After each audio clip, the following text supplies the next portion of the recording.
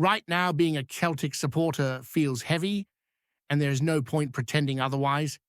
The mood around the club has been tense, frustrated, and emotionally draining, especially after the most recent match.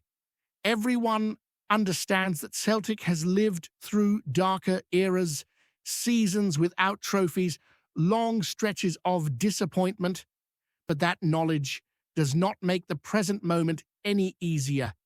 Football is about the here and now, and at this point in time, supporting Celtic is not particularly enjoyable. That feeling became even more obvious after the match at the weekend when a new manager was thrown straight into a difficult situation with barely any time to settle, prepare, or properly communicate his ideas to the squad. Taking charge of your first match less than 3 days after being appointed is never straightforward, and doing it against the strongest side in the league only amplifies the challenge. Nobody at Celtic should ever be comfortable with defeat, no matter the circumstances. Losing cannot be accepted simply because it was a manager's debut. Standards at this club demand more, and that expectation should never disappear. Still, while the result was unacceptable, the performance itself offered moments that deserve attention. When the match is watched again with a clearer head, there are signs within that opening half that suggest the foundations of something different, something potentially positive, are beginning to form. In the first half especially, Celtic showed a level of control on the ball that has been missing for a long time. The movement was sharper, the spacing more deliberate, and the short passing sequences were noticeably cleaner. Players were finding angles under pressure, recycling possession calmly, and creating spare men across the pitch. That aspect of the performance felt intentional rather than accidental. It reflected a clear idea of how the team wants to play, even if that idea is still in its early stages. For a side that has struggled to escape pressure in recent months, seeing players confident enough to play through it was genuinely encouraging. Out of possession, the hunger to win the ball back stood out. Celtic pressed aggressively and in numbers, forcing Hearts into rushed decisions and preventing them from building any rhythm. For much of the first half, Hearts were completely boxed in, unable to string more than a couple of passes together. That level of territorial dominance does not happen by chance. It comes from organization, commitment, and a shared understanding of when to step forward and when to hold shape. Because of that, Celtic controlled large spells of the game, even if the scoreboard never reflected it. Where everything fell apart was in the final third. The quality simply was not there. The final pass lacked precision, crosses failed to beat the first defender, and shooting opportunities were wasted with poor decision-making. Time and again, promising moves broke down at the crucial moment. That deficiency drained belief from both the players and the crowd. When chances come and go without consequence, frustration grows quickly, especially at a club where attacking football is an expectation rather than a bonus. Defensively, the goals conceded were incredibly soft, and they sucked the life out of the performance. The first goal was particularly alarming. Multiple players switched off, stopping to appeal for offside while the ball was still live. That moment of collective hesitation was costly. While one Celtic midfielder kept playing, others raised their arms and turned away, assuming the referee would intervene. Meanwhile, the Hearts attacker stayed alert, reacted instantly, and finished. Those kinds of lapses cannot be blamed on tactics or management decisions. They come down to concentration and professionalism, and they have to be eradicated quickly. The atmosphere inside the stadium reflected that shift. Early encouragement and optimism gave way to groans, then anger, then outright criticism as the goals went in. It was not because the fans turned suddenly impatient, but because they felt the match slipping away in a manner that felt avoidable. When Hearts went further ahead, the sense of disbelief was palpable. Celtic were not being outplayed, but they were being punished for their own mistakes. There was also a sense that a single moment could have changed everything. An early chance fell to a Celtic forward in front of goal, and had that gone in, the momentum of the match could have swung completely. Confidence would have surged, belief would have grown, and the outcome might have looked very different. Instead, the miss lingered, and the game slowly drifted away. Watching the match back highlights how much of the structure is already there. The system asks a lot from the players, particularly those tasked with building play from deep. One centre-back in particular saw an extraordinary amount of the ball, more than anyone else on the pitch. Hearts were content to allow him possession, knowing he was unlikely to drive forward or hurt them with progressive passes. That is not a criticism of effort, but rather an acknowledgement that certain players are not naturally suited to specific roles within this system. On the opposite side, a different defender thrived. He was aggressive, adventurous, and constantly looked to step into midfield or surge forward. He balanced defensive solidity with attacking threat and stood out as the best performer on the day. That contrast between the two sides of the pitch made Celtic predictable. Too much play funneled down one flank, allowing Hearts to shift across and defend comfortably. The same pattern emerged further forward. On the right side, attacking players frequently drifted inside rather than stretching the pitch. There was little overlap, little penetration down the line, and very little variety, with minimal support from behind and a preference to cut inside. The right side offered limited danger. As a result, Celtic became one-dimensional, overloading the left and hoping something would eventually come off. This is not about blaming individuals. It is about recognizing the reality that not every member of the current squad is ideally built for this approach. Over time, with the right adjustments and recruitment, that imbalance can be addressed. Players more comfortable on the ball, more willing to take risks, and more capable of progressing play could transform the way this system functions. That is why, despite the disappointment, there are reasons to remain cautiously optimistic. The blueprint is visible, the intent is clear. With more time on the training ground, repetition of movement, and a deeper understanding of positional responsibilities, the performance level should improve. As patterns become instinctive rather than forced, the game will begin to flow more naturally, and the sharpness in attack should follow. It is also important to separate the substance from the noise. Much has been made of touchline behavior, body language, and isolated comments, but those things matter far less than what happens on the pitch.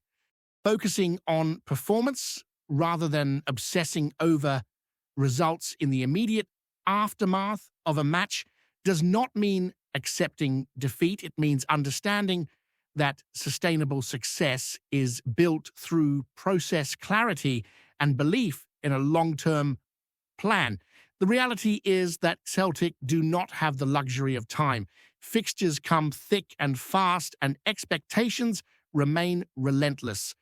That creates a strange contradiction where patience is required, but results are demanded immediately. Navigating that tension will define the early period of this new era, and it will test everyone involved, from players to staff to supporters alike. Upcoming matches will offer further insight into how quickly the team can adapt.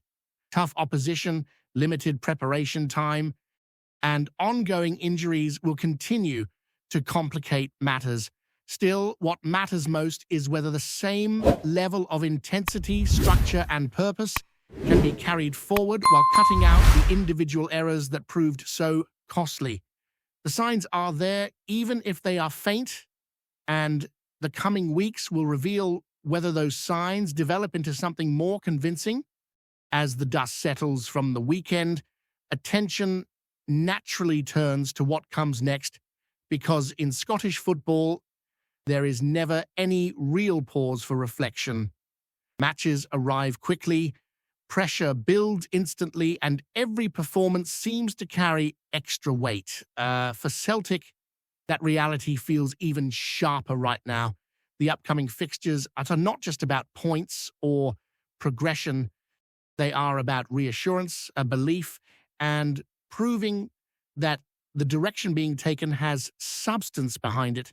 The next European test is a daunting one, facing a strong continental side while still trying to embed a new system is far from ideal.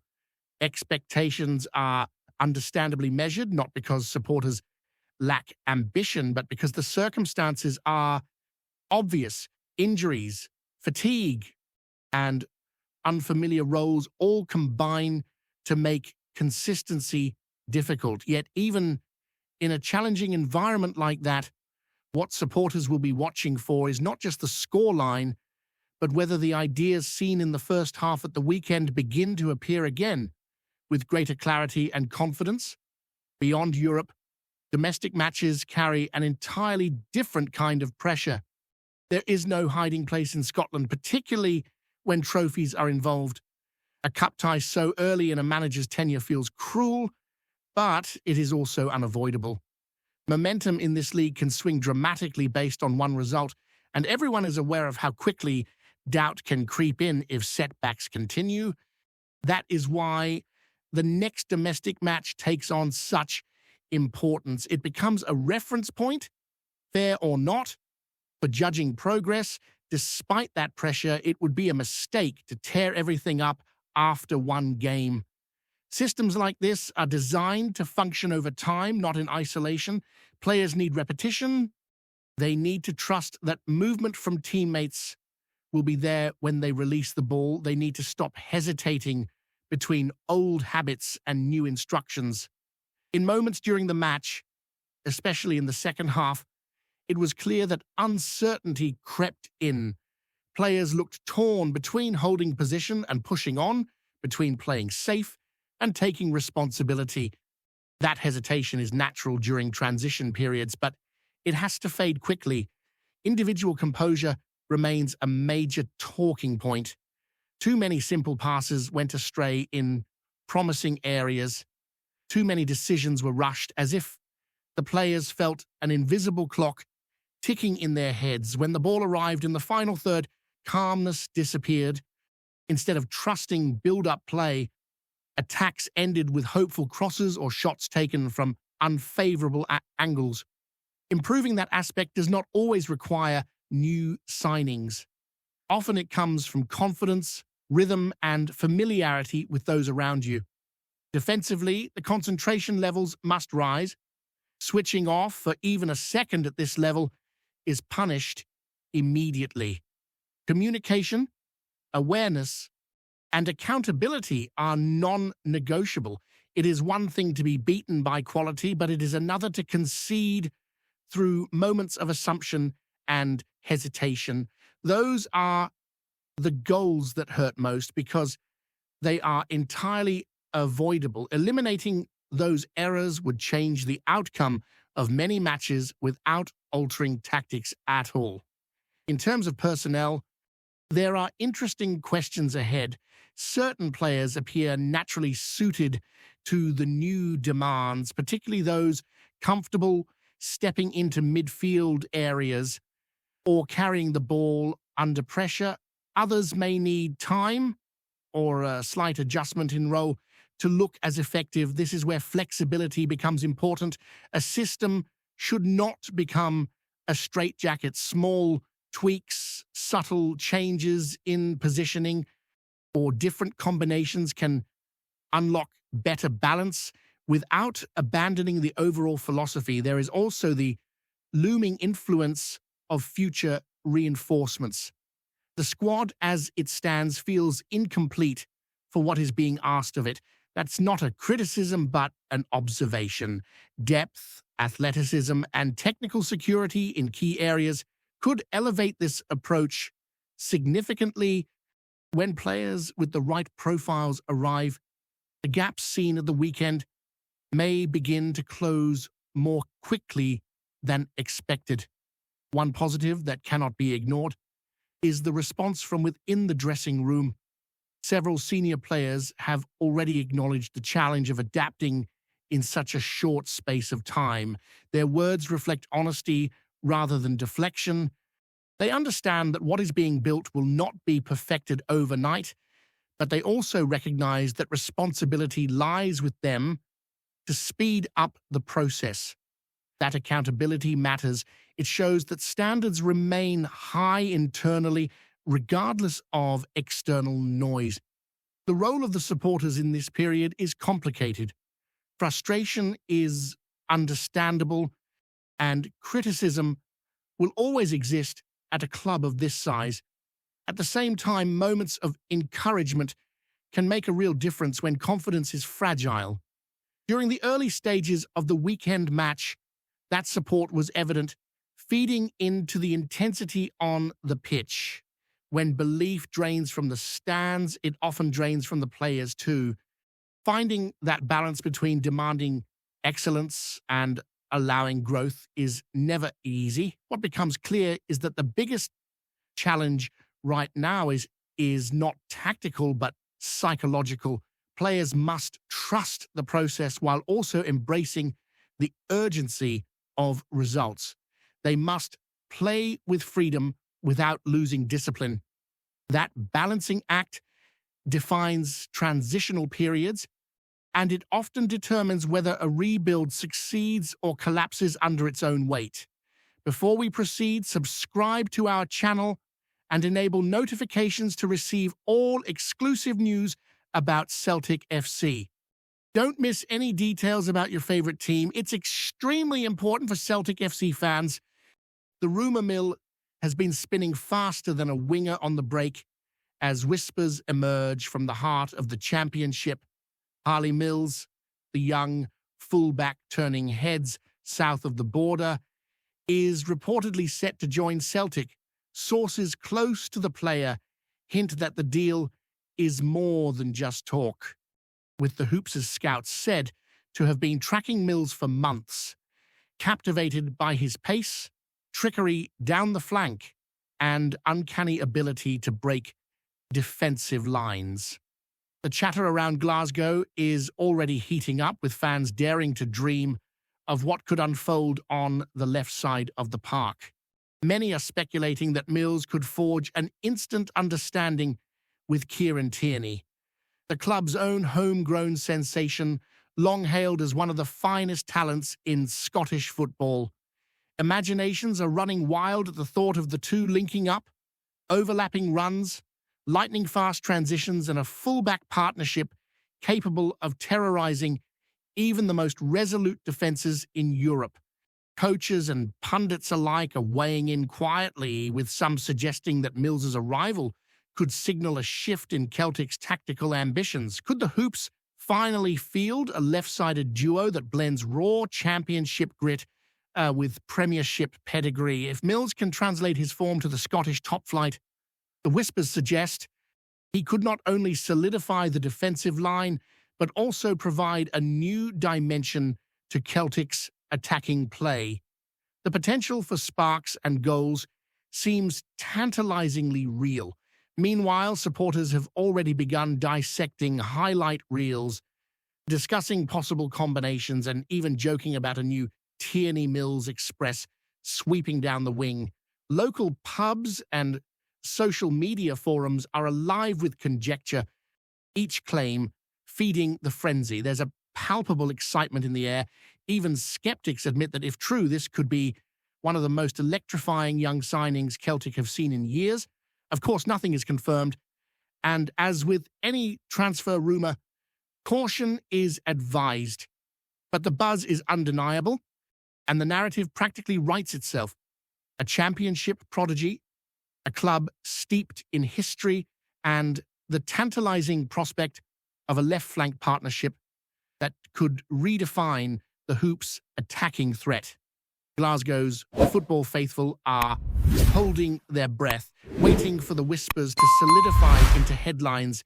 And if Harley Mills steps onto the Parkhead turf, the city may be about to witness something very special indeed. Hello, fan. Don't forget to like and subscribe to the channel, as it means a lot to Celtic FC. Also, share your opinion about the news in the comments below. See you in the next video.